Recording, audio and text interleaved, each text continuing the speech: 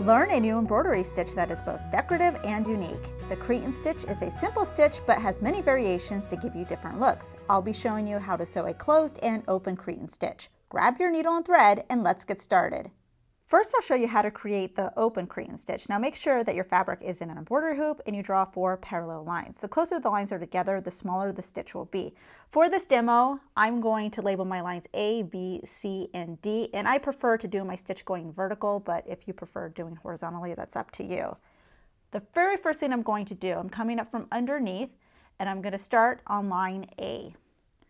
Pull my thread all the way through.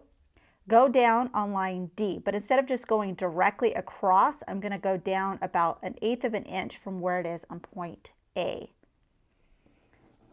Before I pull this all the way through, come up on line C now, and I'm coming up pretty much at the same line as line D, so they should be even across. I'm always keeping my excess thread here lower than where my stitch line is. Now I can pull it all the way through. So that's my first stitch. I'm now going to back to line A, and again, instead of going directly across, I'm going to go about 1/8 of an inch down from this before I pull my thread all the way through. Come up on line B now, and you can see they're pretty much even with each other. Again, my thread is lower than my stitch line. Pull this all the way through, and now I'm going to repeat the process. So line D, going down about 1/8 of an inch from where this line is. Go down on line D.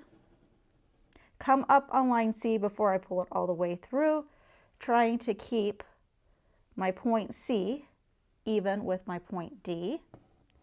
Pull this all the way through. And now go back to A.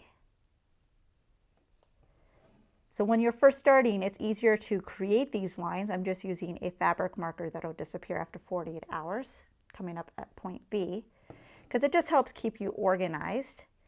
And now going back to D. So you just keep repeating over and over again, and you'll see that you'll start forming a really cool, it's kind of like a zigzag stitch, but they're interlocking in the center here, and that's what gives it its unique shape. So now I'm going to go back to A and then come up at B.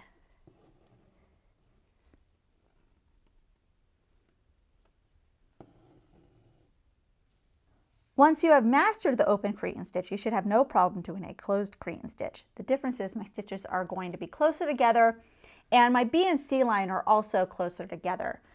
Now before we had them more evenly spaced, but I just prefer these two center lines to be closer towards the center. I'm going to start off the same, coming up on line A. Again, I'm going to go down on line D, but this time you can just go directly across. You don't have to go 1/8 of an inch down. Before I pull all the way through, come up on line C, and it's on that same plane as D and A. My excess thread is again lower than my stitch line. Pull this all the way through, going back again to line A. So this should feel very familiar, except this time I'm actually going directly next to my first stitch line. So that may be too close. Let's go a little bit further down. But this is the difference between the open previously, where we went down a little bit, and the closed, where you're pretty much doing your stitches right next to each other. Before I pull it all the way through, come up on line B. Now I can pull it all the way through. And again, my excess stitch is below my stitch line as I pull it. Going back to D. So I'm just going a little ways away from that first stitch. Coming up on line C, and then going back to A, just below that.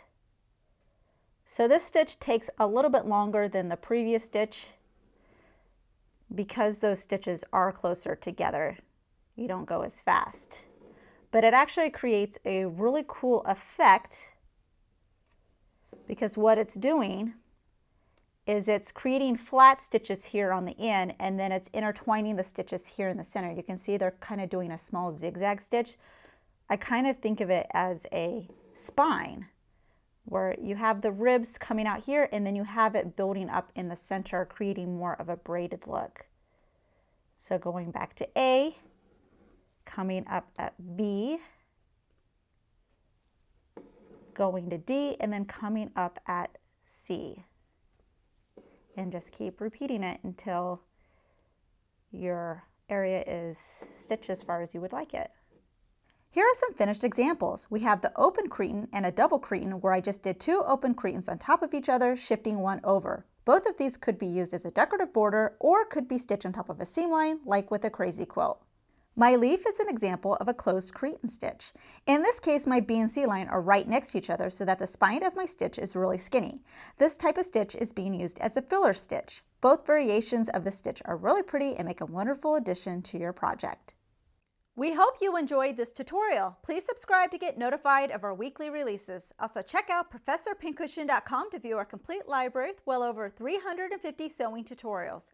If you would like to directly support us, you can check out our Patreon campaign and earn some exclusive perks.